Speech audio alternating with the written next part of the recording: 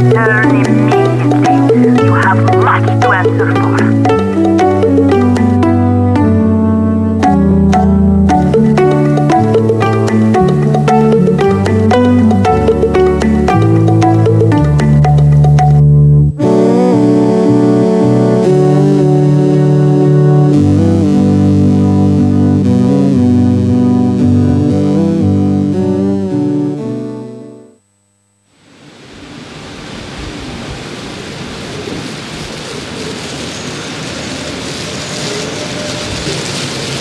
O arquipélago da Madeira situa-se no Atlântico Norte, oceano explorado por navegadores da antiguidade, desde os fenícios aos romanos e posteriormente pelos árabes.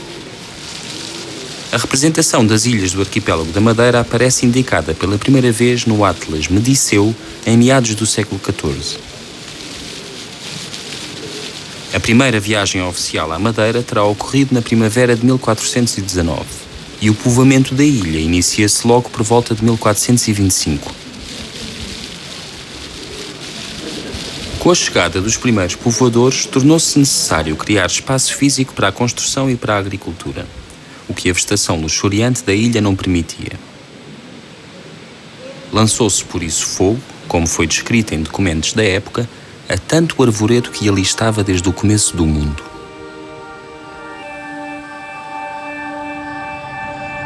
Após a introdução do cultivo de cereais, a plantação da cana-do-açúcar afirma-se como o produto de maior interesse comercial. A maioria do açúcar produzido provinha sobretudo do litoral sul da ilha. O arquipélago da Madeira trouxe à Europa o consumo generalizado do açúcar, disseminando depois a sua tecnologia por São Tomé, Brasil e Antilhas. Portugal era, no século XV, o caminho para o Atlântico Sul e a Madeira foi um ponto essencial na progressão e estabilidade desta rota.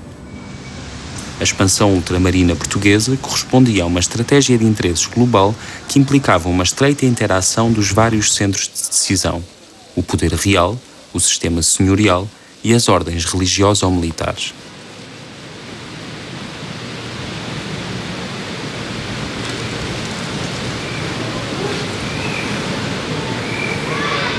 Neste contexto, foi com grande rapidez que a Madeira se povoou e foi explorada economicamente. Com a transformação da ilha em sociedade organizada e com a progressiva passagem do controle para a coroa, o papel da Igreja foi ganhando relevo.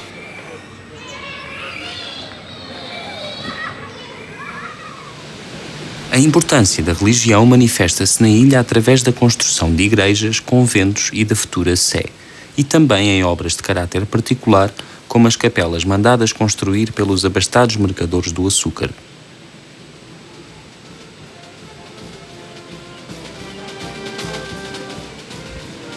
A exportação do açúcar começa a fazer-se para os principais portos europeus e rapidamente o porto de Antuérpia se torna a placa giratória do açúcar madeirense para o norte da Europa.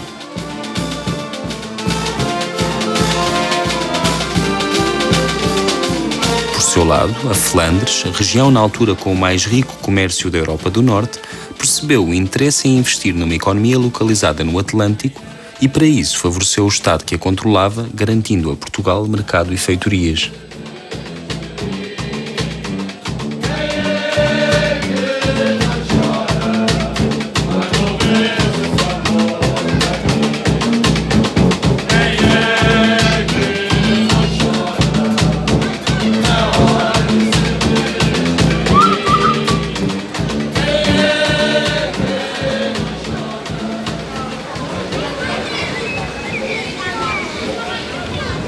O Funchal constituía então um ponto fulcral na consolidação do recente poder colonial português.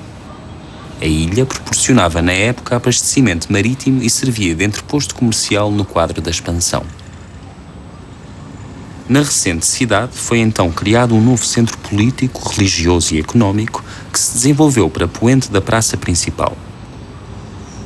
Numa nova malha urbana com características regulares, foram integrados os equipamentos da Casa da Câmara, da Sé, da Alfândega e da Praça do Pelourinho, que acentuavam naquele espaço a recente valorização administrativa e religiosa.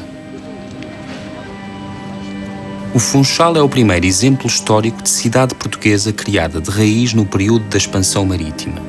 É exemplo de uma urbe cujo crescimento dominante avançou de nascente para poente, como sucede com muitas das cidades euro-ocidentais.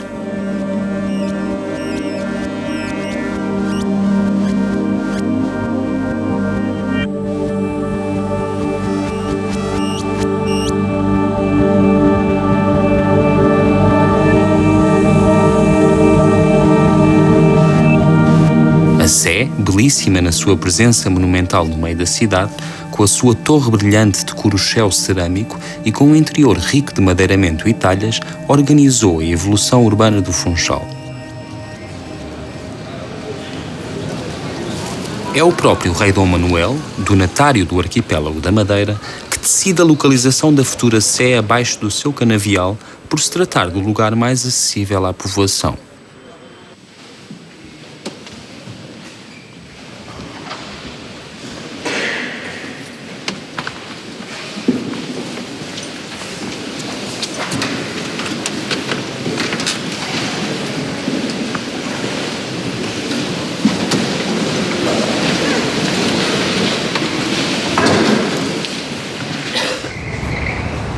Das trocas prolíferas com a cidade de Antuérpia, resultou um impressionante testemunho de arte flamenga que se encontra hoje, na sua grande maioria, no Museu de Arte Sacra do Funchal.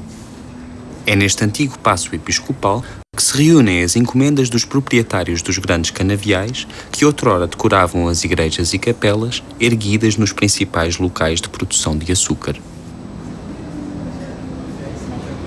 Há no Museu de Arte Sacra do Funchal vários enigmas por desvendar. A grande concentração de obras de arte de notória qualidade numa ilha tão pequena como a Madeira é a primeira surpresa com que o visitante deste museu se depara. Mas permanecem em aberto outros mistérios, nas imagens, lugares e histórias que as obras ali reunidas convocam. O Museu de Arte Sacra, que inaugura em 1955, é uma coleção absolutamente extraordinária que espantou à época toda a gente e nasce de várias vontades que permitiu a sempre delicada condição da deslocação de obras de arte de um conjunto que estava disperso para um único edifício onde pôde depois reunir-se um conjunto de obras de escultura, também flamenga, e um conjunto importantíssimo de arte portuguesa que estava também espalhado por toda a diocese e até obras que tinham perdido o seu altar, isto é, que provinham de conventos extintos. Portanto, o Museu de Arte Sacra hoje é um museu que vive de um conjunto patrimonial constituído por duas principais forças: a arte flamenga, a orivesaria, pintura e escultura, e a arte portuguesa, que vai do século XV ao final do século XVIII. É uma coleção pouco conhecida, mas que começa a ser agora bastante divulgada, e é isso que fascina uma parte importante dos especialistas e do público em geral que nos visita. Uma ilha tão pequena no meio do Atlântico, com uma coleção de tão grande escala das oficinas de Antuérpia dos primeiros 15, 20 anos do século XVI. Estamos, neste momento, numa das salas da orivesaria do Museu de Arte Sacra, a primeira, onde se encontram as peças, digamos, mais antigas da coleção. Aqui à nossa frente temos duas consideradas únicas. Estas duas são prata dourada, uma de machico um cálice de Machico, portanto da igreja de Machico, e esta da Sé, esta grande, que é uma chamada salva de água às mãos, um prato de água às mãos, que tem geralmente uma função, pode ser até como do lava-pés, portanto, ou então uma cerimónia só para uma oblação, portanto, para uma lavagem, digamos, das mãos. Qualquer das peças, por ter punção, portanto, de Antuérpia, são consideradas, portanto, peças excepcionais para a nossa coleção. Eu queria só poder explicar que esta salva tem duas faces, portanto, opostas, que representa de certeza Janos, que era o chamado Deus da intemporalidade e que ao mesmo tempo também a ideia da continuidade. Portanto, aquela ligação de duas caras iguais, chamam-lhe também o Deus das portas, portanto, ele está entre uma porta que se abre e uma porta que se fecha. Portanto, é uma coisa extremamente interessante. Daí que ele também era o Deus do mês de janeiro, portanto, a transição entre o ano novo e o ano velho. Eu queria também chamar a atenção, que ao lado tenho esta caldeirinha do Manuel, é outra peça muito boa da coleção, tem ao centro a esfera armilhar, bem uma simbologia do próprio rei, e que ela tem, enfim, todas as características do Manuel. Até é muito interessante aquela informação que se vê, que é justamente uma espécie de dois golfinhos que era muito ligado a um bestiário que ainda existia e que, portanto, está a fazer de pega à própria caldeirinha. Houve uma preocupação de haver sempre uma nota quase que quebra, digamos, a monotonia de um conjunto, em que há uma intervenção de uma escultura, de uma pintura ou de outra peça qualquer, conforme os núcleos. Neste caso, este São Sebastião, que eu acho magnífico, e que só há meia dúzia de anos é que veio aqui para o museu, porque só há meia dúzia de anos é que foi encontrada debaixo do soalho da igreja onde ele era o padroeiro. Portanto, esta escultura foi encontrada debaixo do soalho de Câmara de Lobos. Ela só tinha este torso magnífico e, portanto, um fragmento do que seria a peça original. Ele tem a árvore atrás, que é a árvore do sacrifício, e também ainda mostra os buraquinhos todos que são das setas, que teria de certeza que eram de prata e que, portanto, foram roubadas, claro. E já não, enfim, desapareceu. É muito difícil escolher obras no Museu de Arte Sacra, mas se tiver mesmo que escolher alguma delas tem que ser a cruz processional oferecida pelo rei Dom Manuel à Sé do Funchal. E é de facto uma obra maior, extraordinária, da chamada arte manuelina, pela maneira como conjuga o gótico flamejante com a arte plateresca na sua maior exuberância. E ela é talvez uma boa síntese do que é o maquetismo arquitetónico que muitas das vezes a ourivesaria representa. Ensaiava-se na ourivesaria, em maquete, aquilo que poderiam ser as grandes obras da arquitetura.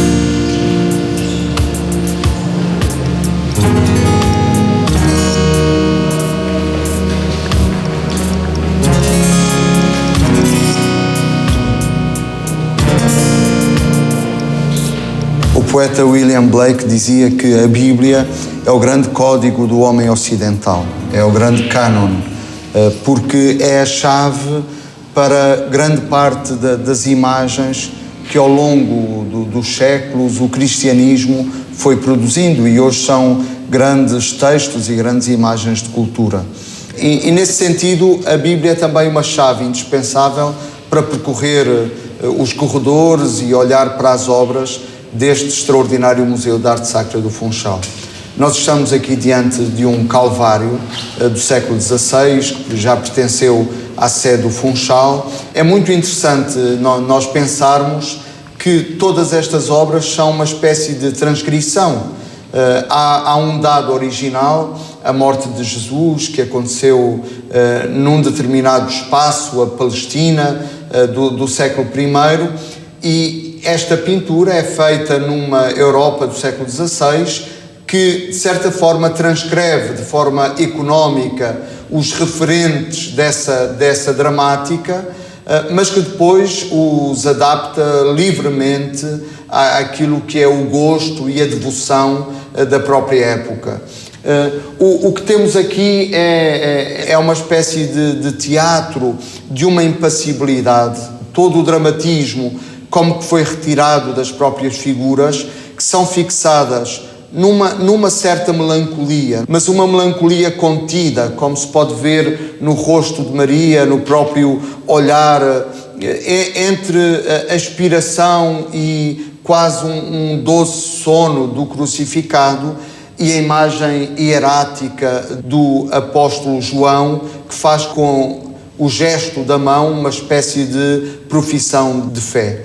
É interessante vermos que o artista colocou todos estes anjos a recolher o sangue de Jesus, das mãos, do lado aberto, dos pés, para que nada se perca daquela cena que aqui é transcrita, obviamente, para a devoção dos crentes, mas uma devoção já pacificada com o drama da cruz. Talvez em toda esta pintura o único elemento dramático verdadeiramente seja aquele céu, precisamente para ligar o céu e a terra e dizer que na cena da crucifixão há uma espécie de diálogo que acontece entre o visível e o invisível, entre o histórico e o eterno.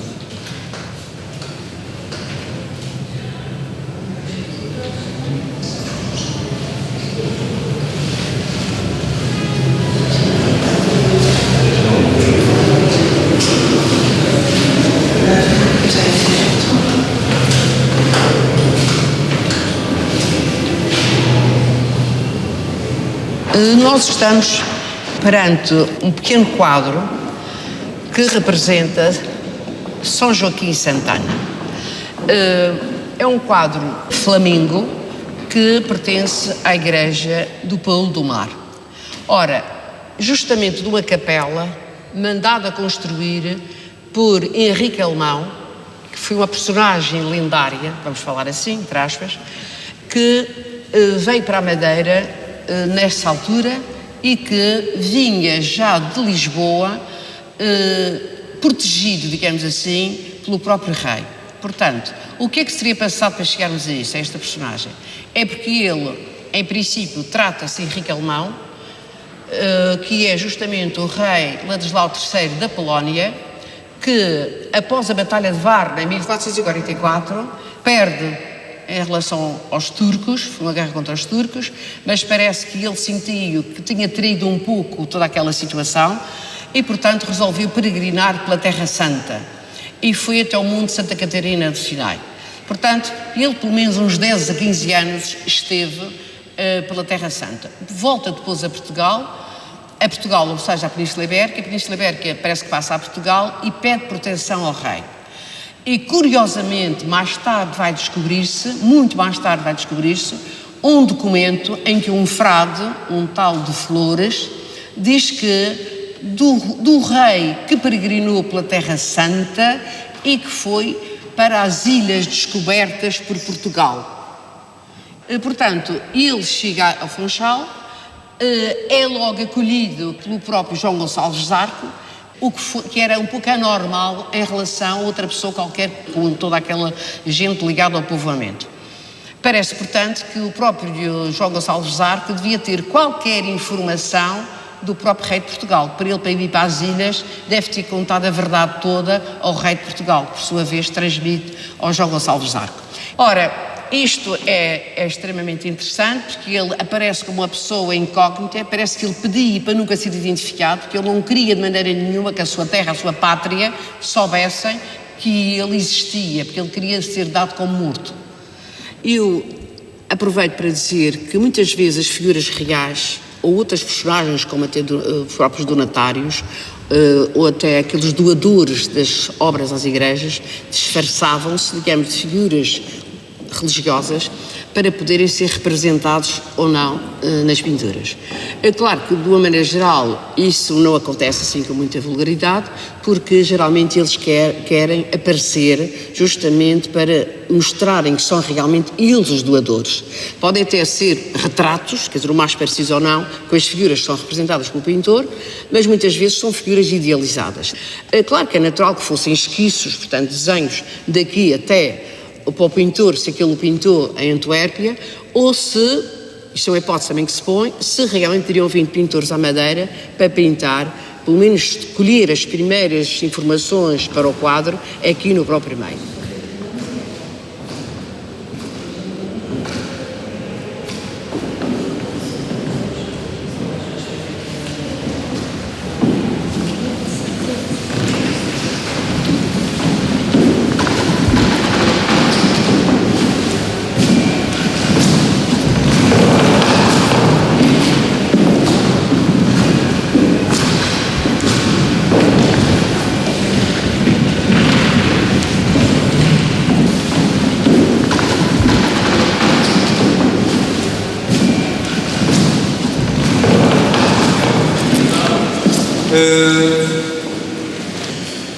O que é que vocês...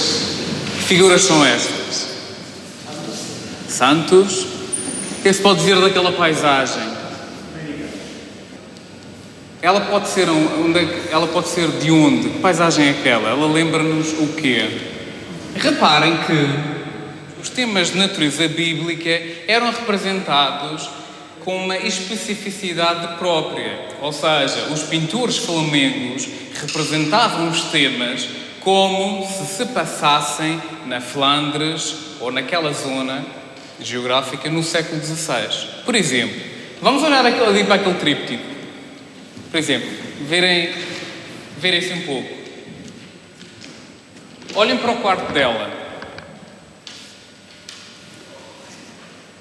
O que é que aquele quarto tem? Tem tapetes. Tapete persa. Tem mármores, colunas requintadas. Acham que a Virgem teria tido um quarto assim? Ela teria vivido de forma rica, como ali apresenta? Portanto, agora o desafio é, ou vamos tentar olhar para as pinturas flamengas da sala que se segue, segundo estas características. E vamos ver também as características do realismo, da perspectiva, o pormenor, como os temas bíblicos eram representados nesta perspectiva da arte do Alto Renascimento da Europa. Vamos agora subir à torre, então.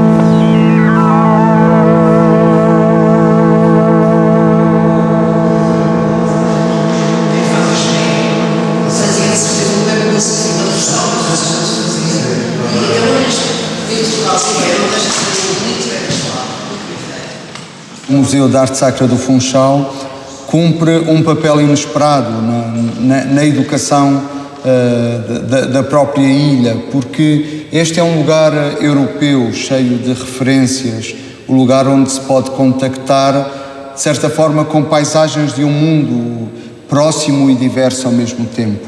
E na minha própria infância, este museu foi assim o lugar inicial. Era chegar aqui e sentir o espanto perante esta beleza, mas também perante mundos que nunca tinha visto, perante objetos e paisagens que depois iria reencontrar em obras, em pintores, noutros museus, mas que de facto aqui o Museu de Arte Sacra cumpre esse papel de grande pórtico para a beleza do mundo aqui na ilha.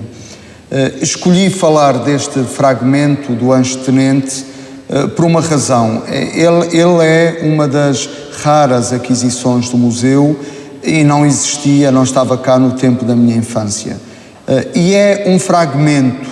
Isso parece muito interessante porque quando percorremos a pintura deste museu é importante sentirmos que o nosso olhar é um olhar fragmentário necessariamente. É uma espécie de teofania negativa, invisível. De maneira que há um mistério neste museu que nos deve levar a perceber que o nosso olhar vê apenas uma parte, não vemos o todo. E isso também é ao mesmo tempo um enigma, mas uma grande sedução neste museu. Tal como este fragmento do anjo nos seduz, não apenas pela maravilha que nós conseguimos ver, mas sobretudo pelo que conseguimos imaginar. Também tomar cada uma destas pinturas, imaginar a sua história, essa sua história que o quadro diz e esconde ao mesmo tempo.